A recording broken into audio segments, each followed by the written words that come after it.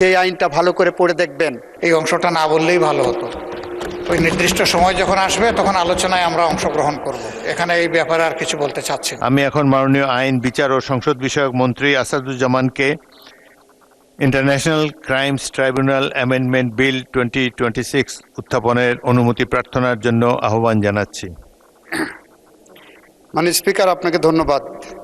মাননীয় স্পিকার, আমি মোহাম্মদ আসাদুজ্জামান, মন্ত্রী, আইন, বিচার ও সংসদ বিষয়ক মন্ত্রণালয়, ইন্টারন্যাশনাল ক্রাইমস ট্রাইব্যুনালস অ্যাক্ট 1973 এর অধিকতর সংশোধন কল্পে আনিত international crimes tribunals amendment bill 2026 এই মহান সংসদে উত্থাপনের জন্য অনুমতি প্রার্থনা করছি।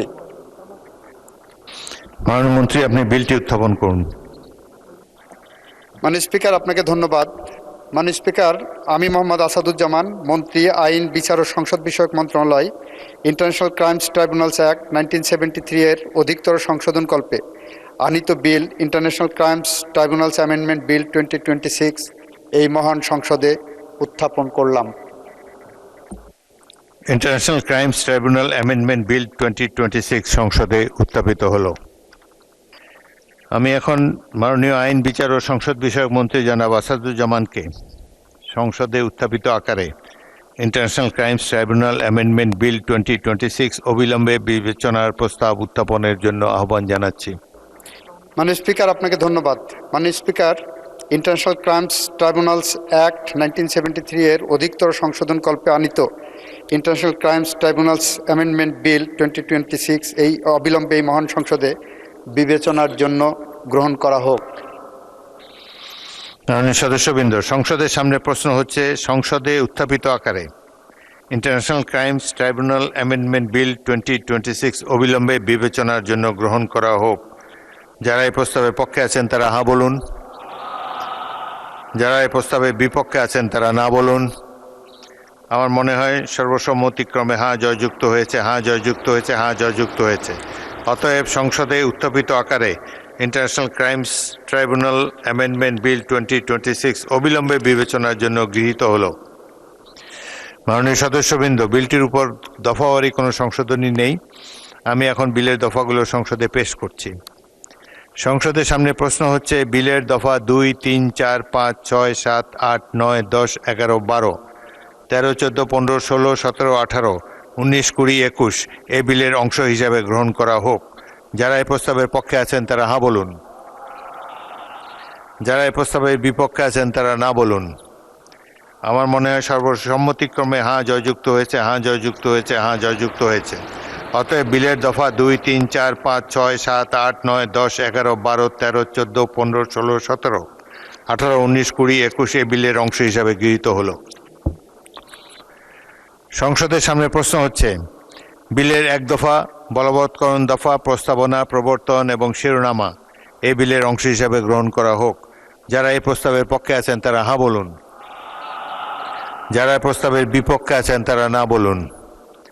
আমার মনে হয় সর্বসম্মতিক্রমে হ্যাঁ জয়যুক্ত হয়েছে, হ্যাঁ জয়যুক্ত হয়েছে, হ্যাঁ জয়যুক্ত হয়েছে।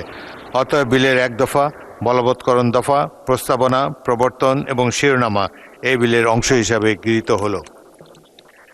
বাত ব্যথা, প্যারালাইসিস কিংবা আর্থ্রাইটিস, আধুনিক ফিজিওথেরাপি ও পুনর্বাসন চিকিৎসায় নির্ভরযোগ্য নাম ডিপিআরসি।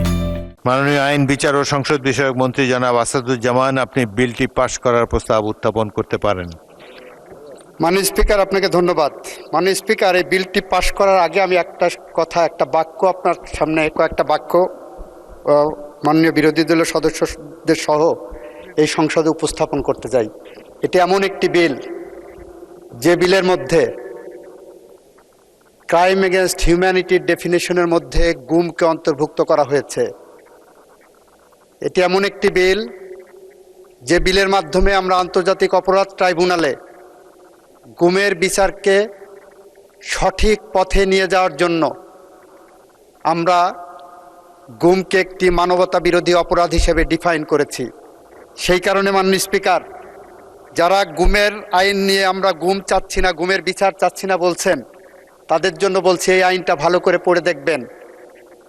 যে গুমটা ক্রাইম এগেনস্ট হিউম্যানিটিতে ছিল না, গুমটা ক্রাইম এগেনস্ট হিউম্যানিটির মধ্যে আমরা অন্তর্ভুক্ত করে গুমের ব্যাপারে আমরা যে বিচার করতে বদ্ধপরিকর, সেইটারই একটি ডেমনস্ট্রেশন এই আইনের মধ্যে আমরা এনেছি। মাননীয় স্পিকার, আমি মোহাম্মদ আসাদুজ্জামান, মন্ত্রী, আইন, বিচার ও সংসদ বিষয়ক মন্ত্রণালয়, ইন্টারন্যাশনাল ক্রাইমস ট্রাইব্যুনালস অ্যাক্ট 1973 এর অধিকতর সংশোধন কল্পে আনিত international crimes tribunals amendment bill 2026 উত্থাপিত আকারে পাশ করার জন্য আপনার সামনে উপস্থাপন করছি। বিলটি পাশ করা হোক।